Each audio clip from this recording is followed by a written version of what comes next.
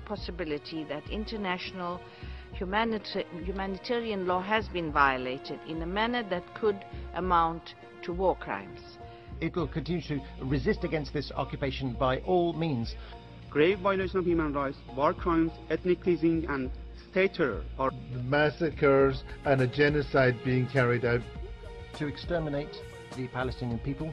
A racist and criminal mentality. The massacre and genocide continue. I now give the floor to UN Watch. Now, I have just returned here from visiting Israel to tell this assembly and the world about the grave situation that I witnessed and experienced. An entire nation, towns, villages and cities, from the Negev desert up to the Galilee, from the Judean hills of Jerusalem to the Tel Aviv seashore, has been under brutal and relentless attack from more than 2,000 mortars, rockets and long-range missiles fired from Gaza toward civilians in every part of the Holy Land.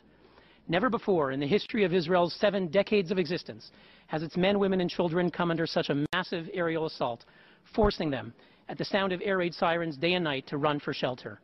And never before in the modern history of nations has a free and democratic society come under such sustained bombardment from a terrorist organization, one that openly strives for and celebrates the murder of civilians, and that, as its general worldview, glorifies death. Did the world ever imagine that the ancient city of Jerusalem, sacred to Judaism, Christianity, and Islam, and replete with holy places that are recognized by the United Nations as protected World Heritage Sites, would be deliberately targeted by indiscriminate rockets? And yet it is. During one air raid in Jerusalem, I ran down to the basement of a building with little children crying and traumatized. During an air raid in Tel Aviv, the neighbors of an apartment building showed great strength of spirit in defiance of terrorism by reaching out to strangers in the shelters as we heard the booms of the rockets above.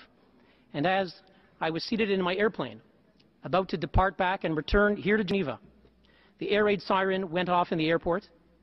We all had to rush off the plane to seek shelter. You've heard the news today that international airlines are now ceasing to fly to Israel because of this danger. I believe that the world should salute this terrorized, besieged and embattled nation which has refused to surrender to demoralization, instead showing such courage, resolve and strength of spirit in surviving and resisting this massive aggression. President, I turn now to the resolution upon which this Council will soon vote. The text denounces Israel, denies its right to self-defense, and disregards Hamas war crimes.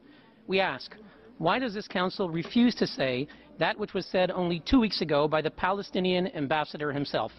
In an extraordinary moment of candor, Ambassador Qureshi admitted on Palestinian television July 9th that, quote, each and every Palestinian missile launched against Israeli civilians constitutes a crime against humanity. That, by contrast, Israel's own response actions in Gaza, quote, follow the legal procedures because, as Hamas admitted on television, the Israelis warned them to evacuate their homes before the bombardment, he said. But, however, quote, as for the missiles launched from our side, we never warn anyone about where these missiles are about to fall or about the operations we carry out. And so, can any UN entity or any individual be truly for human rights when they refuse to say that which the Palestinian ambassador said himself?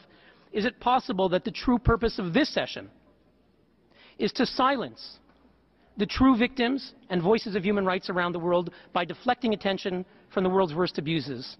And we ask all those who embrace hypocrisy and double standards, if in the past year you did not cry out when thousands of protesters were killed and injured by Turkey, Egypt and Libya, when more victims than ever were hanged by Iran, women and children in Afghanistan were bombed, whole communities were massacred in South Sudan, hundreds in Pakistan were killed by jihadist terrorist attacks, 10,000 Iraqis were killed by terrorists. There's a point of order.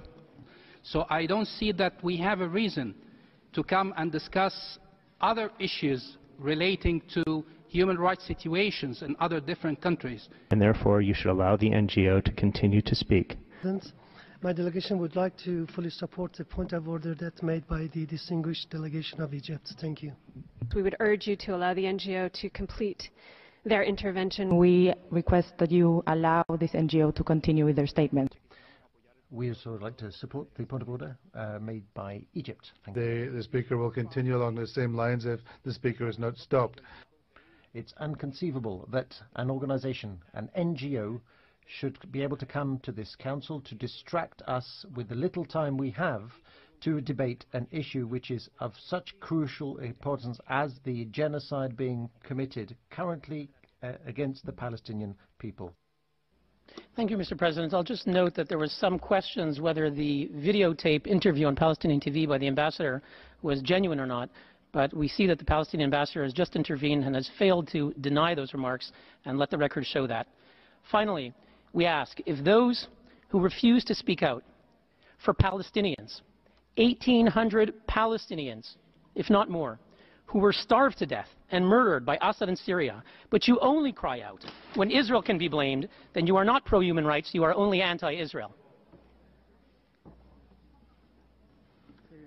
Syria, you have the floor, please.